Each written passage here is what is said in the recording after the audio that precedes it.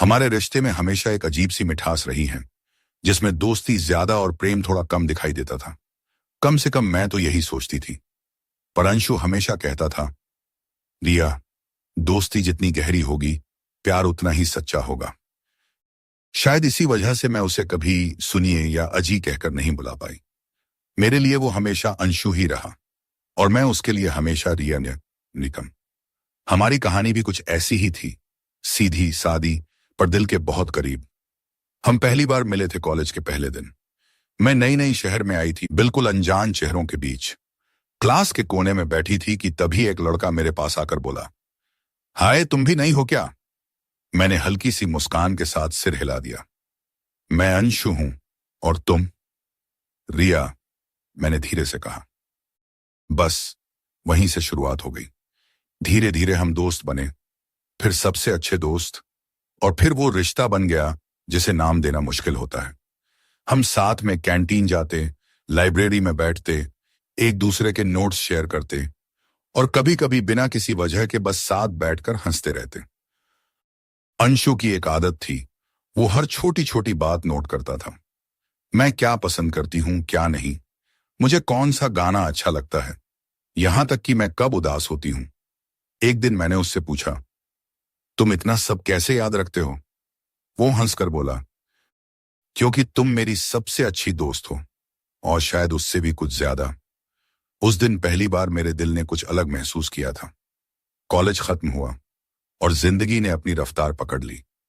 हम दोनों की नौकरी अलग अलग शहरों में लग गई। दूरी आ गई, पर बातों में कभी दूरी नहीं आई। रोज रात को कॉल, कभी वीडियो कॉल, कभी लंबी लंबी चैट। एक दिन अचानक अंशु ने कहा, रिया, अगर मैं कहूं कि मैं तुमसे प्यार करता हूं, तो क्या तुम हंसोगी? मैं कुछ देर चुप रही, फिर बोली, नहीं, क्योंकि मैं भी तुमसे प्यार करती हूं। उस दिन हमारी दोस्ती ने प्यार का नाम ले लिया। कुछ सालों बाद हमारी शादी हो गई। शुरुआत के दिन बहुत खूबसूरत थे। घूमना, हंसना, बातें करना, हर पल जैसे किसी फिल्म जैसा। पर फिर जिंदगी ने अपना असली रंग दिखाया।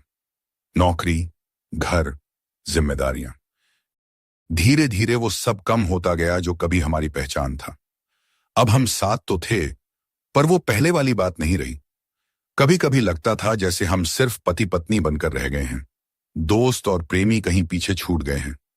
समय बीतता गया, बच्चे बड़े हुए, अपनी अपनी दुनिया में चले गए। घर फिर से खाली हो गया, जैसे पहले था। एक दिन शाम को मैं बालकनी में बैठी चाय पी रही थी। अंशु किचन में कुछ बना रहा था। मैंने पूछा, क्या बना रहे हो? वो बोला, सरप्राइज है। थोड़ी देर बाद वो ट्रे लेकर आया, मेरी पसंद के पकौड़े और चाय। मैं मुस्कुरा दी। आज क्या बात है? वो बोला, आज हमारी शादी की 35वीं सालगिरह है।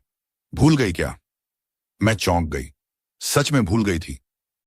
अंशु ने धीरे से कहा, रिया, क्या हम फिर से वही बन सकते हैं? क्या मतलब? वही जो कॉलेज में थे, दोस्त और प्रेमी। मैं हंस पड़ी। अब हमारी उम्र देखी है। वो बोला, प्यार की कोई उम्र नहीं होती, ये तुमने ही तो सिखाया था।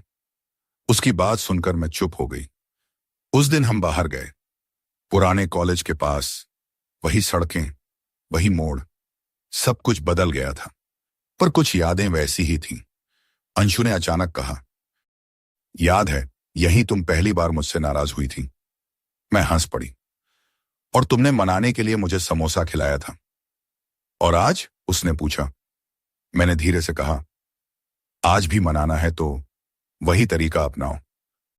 वो तुरंत पास के ठेले से समोसा ले आया। हम दोनों हंस पड़े, जैसे फिर से वही 20 साल के बच्चे बन गए हों। वापसी में कार में धीमे धीमे गाने चल रहे थे। अंशु ने मेरा हाथ पकड़ा और बोला, रिया, एक बात कहूं? हाँ, तुम आज भी वही हो, मेरी दोस्त, मेरी प्रेमिका। मैंने उसकी ओर देखा और धीरे से उसके कंधे पर सिर रख दिया। और तुम भी? मैंने कहा। घर पहुंचकर उसने मुझे एक पुरानी डायरी दी। ये क्या है? मैंने पूछा। हमारी कहानी, उसने मुस्कुराते हुए कहा। मैंने डायरी खोली। हर पन्ने पर हमारी यादें थीं, हमारी बातें, हमारी हंसी, हमारे झगड़े और हमारा प्यार। आखिरी पन्ने पर लिखा था, पत्नी का प्रेमिका बने रहना ही शादी को खूबसूरत बनाता है और मैं चाहता हूं कि तुम हमेशा मेरी प्रेमिका बनी रहो और मैं तुम्हारा प्रेमी। मेरी आंखें नम हो गईं। मैंने डायरी बंद की और अंशु को गले लगा लिया।